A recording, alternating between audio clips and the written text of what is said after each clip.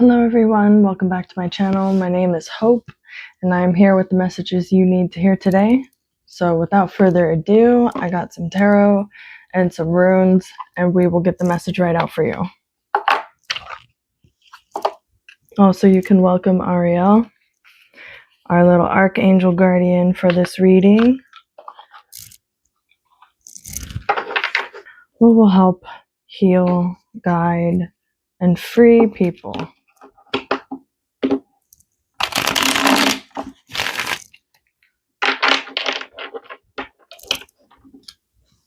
Oops.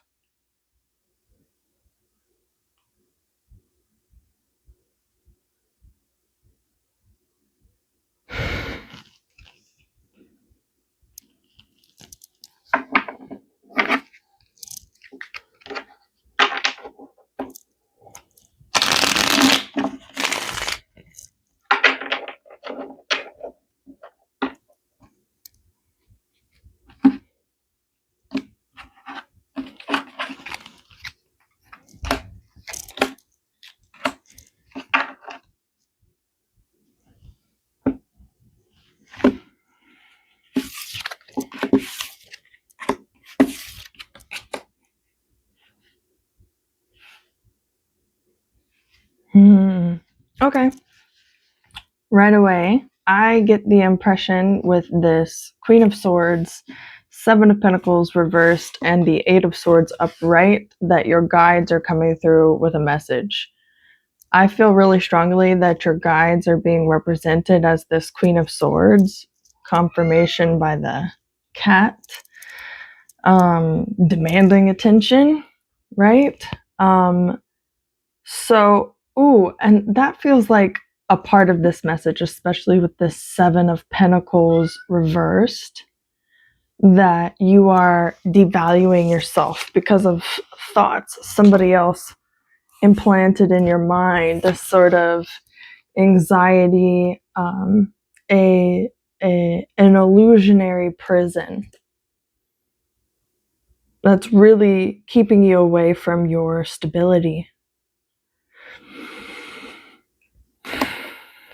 I also see, because she's also trapped in, looks like a drying up riverbed or, outside a moat, like if you know a moat around a castle. It's like you're gatekeeping yourself. Wild. Okay, that's a really specific and clear message. Your guides feel like they need to intervene, show you the way to cut through any fog, which would be represented as this Eight of Swords reversed. And it all seems really centered around your inability to put time into yourself. And like somehow even those words leaving my mouth didn't feel quite right. Like it's like you don't even think it's worth it. It's not even like you couldn't do it or you haven't tried. You're just sort of like, oh, I just don't think it'll be worth it for me to put my time into developing a new skill. Honestly, that's what I feel like with the Pentacles, is talking about skills. So I feel very much like this is a more than likely some kind of parasitic spirit that attached itself to you, that was probably feeding off of another person who felt so overwhelmingly motivated to like drill this thought into your head, or especially not nurture your confidence in a healthy way. So I mean, this could stem from a teacher, a coach, a parent, a grandparent, a guardian figure, godfather, whatever. So whoever in your life would have had enough influence. Like, I'm also hearing peers. So somehow some people have got in your head that it's just a waste of time to put a lot of time and effort into developing a new skill. Like I just heard, it's too late in the game. So like people might be trying to convince you that you're too old or you're too far down another path to turn around and go a different route. But obviously that's BS. And that kind of logic really falls flat when you consider that you could die at any moment, at any time. So your age really doesn't matter. And not in like a toxic, impulsive YOLO way, but all you really do have is this present moment. You know, all you really can do is your best and try. You know, Spirit's just saying, like, please try, please put effort, like, be patient with yourself. Because I honestly initially was getting this feeling like you don't really have this problem with other people. Like, I feel like you can believe in other people, you can be happy for other people. Maybe you'll have like a slight kind of bittersweet sadness when, like, so this example, like if you see somebody else who is like, oh, I decided I was going to take up crocheting, and you know they're just struggling in these basic forms, and then before you know it they're like making clothes, they're making bags, baskets, whatever, you know, inventing their own patterns. Even that's like a level or you know, a guidepost of what mastery would look like with that, you know. And so you can be very proud and happy. And I think you might be worried possibly if you're somebody who is, you know, self-inquisitive of like, oh, am I envious? Is this jealousy? It might have a twinge of that, but what I really feel is like the bittersweetness is coming from the guide. It's coming from your soul, your heart, which is telling you like, we should be doing this. We should, you know, you can do this, and you're almost starving yourself of that experience. You're limiting your own growth. You're limiting your own capacity to build your own castle. Like I'm referencing the castle in the Eight of Swords card. So let's see what we can do about this. Let's see if there's any other messages that want to come out.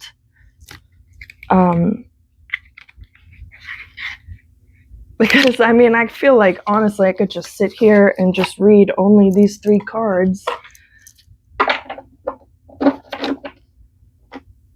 I mean, the message seems so straightforward right now, which is very funny because we like started with the Queen of Swords and she's literally holds her hand straight forward, you know, no BS.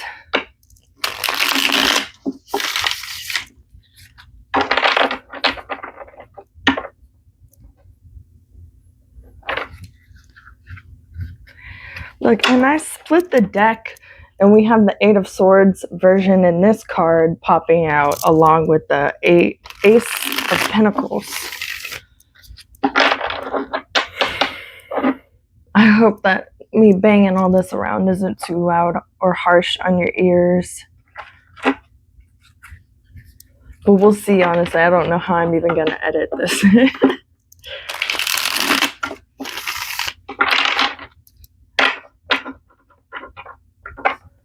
All right, let's see. What messages do you need your people to hear?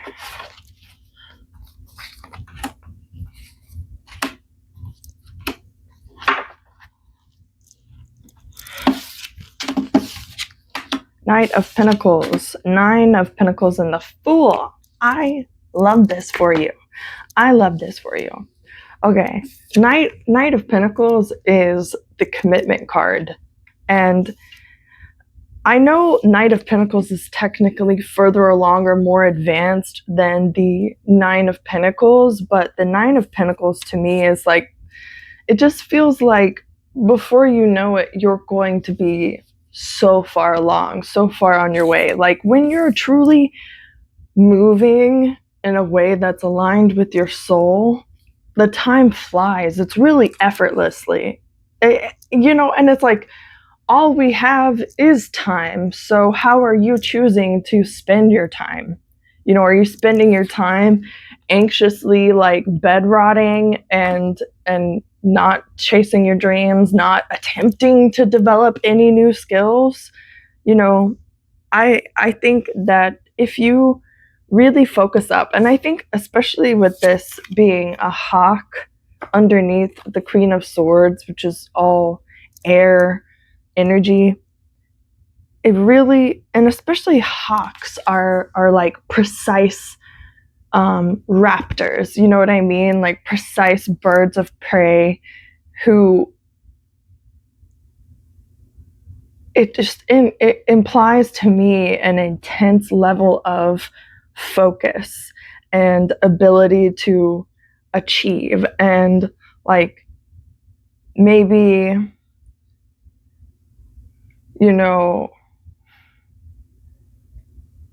maybe it'll take you a little bit longer than like a peregrine falcon to reach your goal, but a hawk is really not that far behind in speed. It's sort of like, tortoise and the hare. You are going to get there. And again, I just feel like with Einstein's relativity, time kind of just bends. It doesn't, your perception of it bends. Your perception, because like you're looking at this deer who's just smelling the flowers and relishing. That's definitely the energy of Nine of Pentacles, is just relishing in the beauty you've cultivated around yourself. And it just feels like this positive energy momentum bursting through you, just and blossoming things around you and attracting luck towards you. I feel like when people are truly aligned with the decisions that they're making and the places that they're putting their energy, you do just attract natural luck. That doesn't mean that you're not going to go through struggles. It just means that those struggles are going to yield something useful and beneficial for you, even if it's just something as simple as humility and wisdom, which honestly are in short supply. So I mean, I just feel like your guides love you so much. They believe in you so much. And I think if you feel any amount of like tension or frustration, it's really just the amount of love and belief your guides have in you, where they're just like, come on, like grabbing you by the shoulders and like, get it together, you can do it. So I'm gonna pull some runes and we'll get the final messages that you really needed to hear today. I feel like I'm flying through this reading because, again, it's so direct, it's so concise.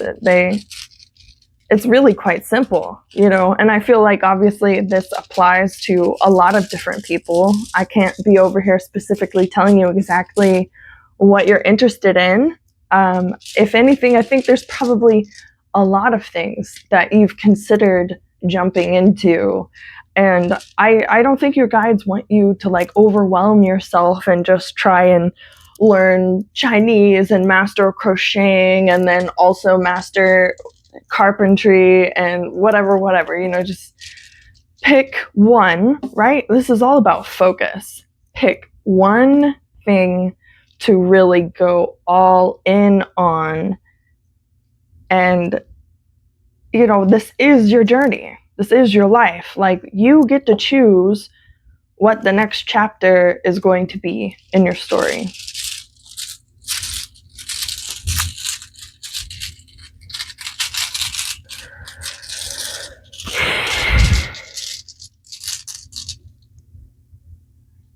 Well, you get 4 stones. I wasn't even really trying to get 4 stones. But the first rune we have is Tivas, which is interesting, like, because it's a T, but it's also like an arrow, which to me implies focus and one direction. And of course, what was Tyr focused on? Tiwas means Tyr. What did Tyr represent aside from diplomacy and peace and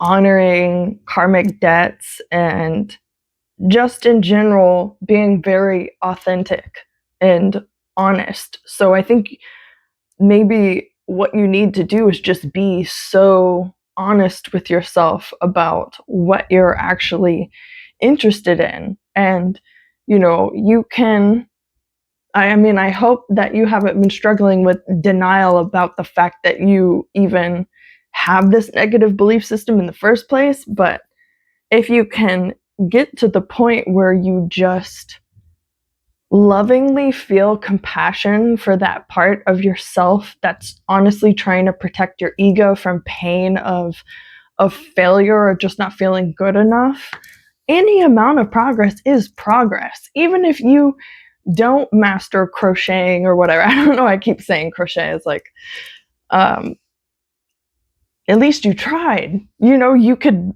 get up to a certain degree. You know, maybe you're not a master, but you could be like adept or whatever. Not a novice, at least. So then we have Ewas, Urus.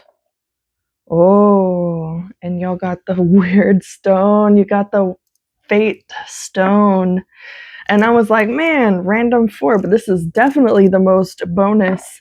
So again, this just, to me, is giving this message of focus and power, because this represents the U, and the U is a favored tree for making bows and arrows. And it was literally saying Tiwas looks like an arrow. Focus, you know, and of course it's also used to make wands, which is another energy focuser, and it's creative, and honestly has more of like a mythological connection of a figure that's kind of like Tyr and like another goddess, Skadi, but I won't confuse or go off too much on a tangent and just keep it relevant to the message of the reading. Urus is a word for auroch, which is an extinct ancestor to all of the cattle that we have. And it's also associated with storms. It's like a power of nature type rune, and to me it's like natural power that you are born with. I just feel like all these runes are saying you literally have the power to direct and choose your fate. You can literally go to the world tree and carve your fate into the tree. And it's like so interesting that at first I was talking about, you know, YOLO, right? Like you could literally die at any second. So, I mean, chop, chop, like get to it before, you never know. Like at least you could die doing something you loved or something you were passionate about or you believed in, instead of living a long life out of alignment with your soul and having to deal with this bittersweet taste for you know, when you try to celebrate the wins of other people or the successes of other people, when you could have been out here nurturing and watering your own skill set. So don't allow the past or this little voice of self-doubt to keep you from committing and at least just trying. You know, it's very easy to become burdened with regret when you didn't even try.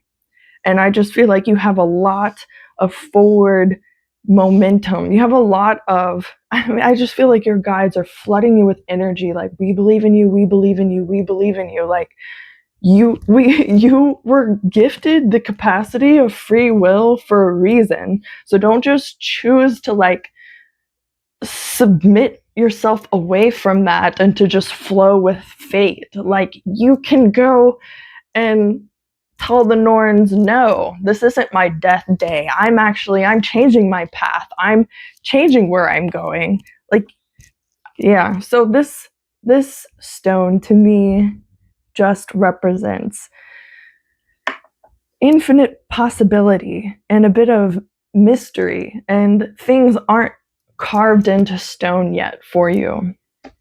So these have been your messages. I hope this has been useful for you guys. Please make sure you like and subscribe. Comment down below if this resonated. I really appreciate it. And I'll see you next week. Bye.